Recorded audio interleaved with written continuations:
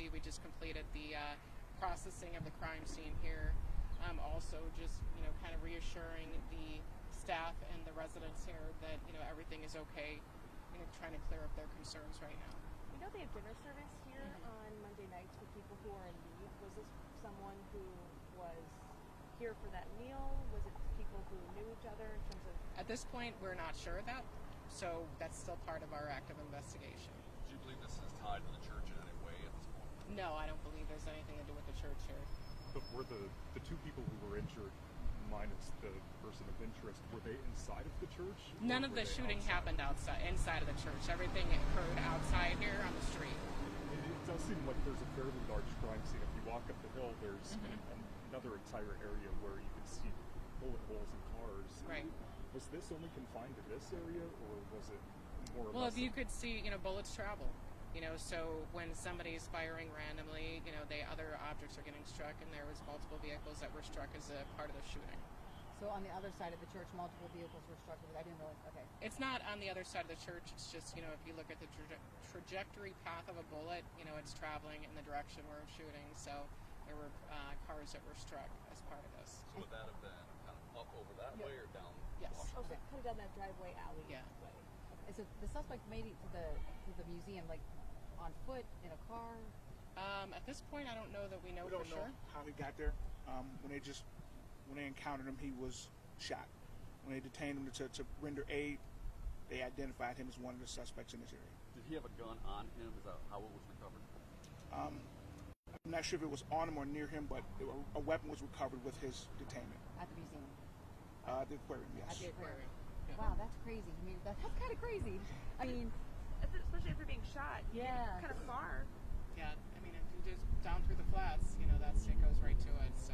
6 o'clock on a Monday evening, busy time around this part of the city.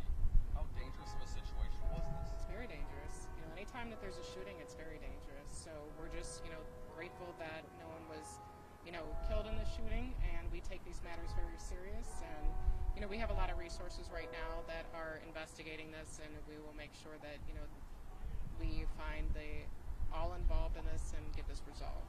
And What sort of resources are those? So as you can see, we have a lot of our crime scene detectives are out here, as well as our second district, our detectives are out here as well.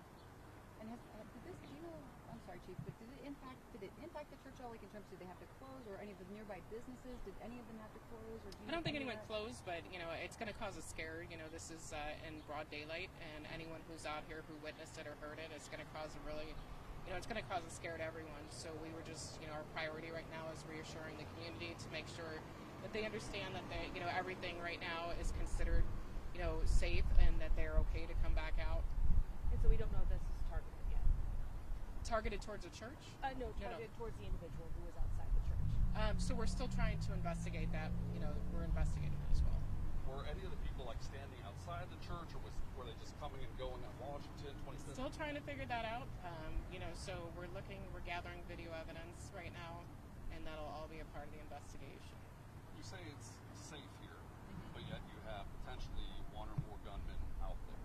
How do you reconcile those two things? So we don't feel that anything that happened here today is related to the people who use this church as one of their neighborhood resources.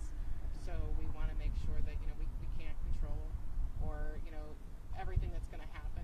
We want to give them the reassurance that we are here, and we're going to make sure we keep our increased patrols to make it as safe as we can for everyone who's out here. You plan to increase patrols in this particular Absolutely. area? How long will those continue? Until it's necessary.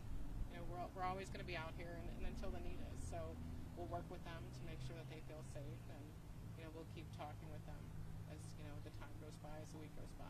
Were you guys, were there like random, or were there like multiple 911 calls, like, oh my gosh, there's a shooting?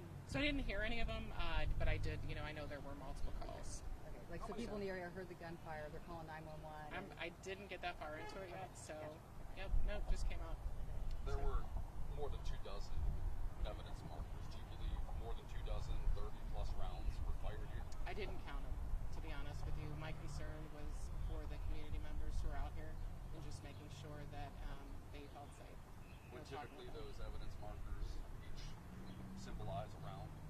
Some sort of evidence, yeah. Yeah, they each symbolize some type of sort of that marker. So this was a large-scale shootout.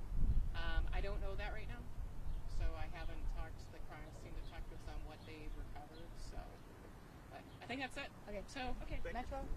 I think that was Metro. I mean, usually that's our level 1 trauma center. So, Do you know where the various people were shot?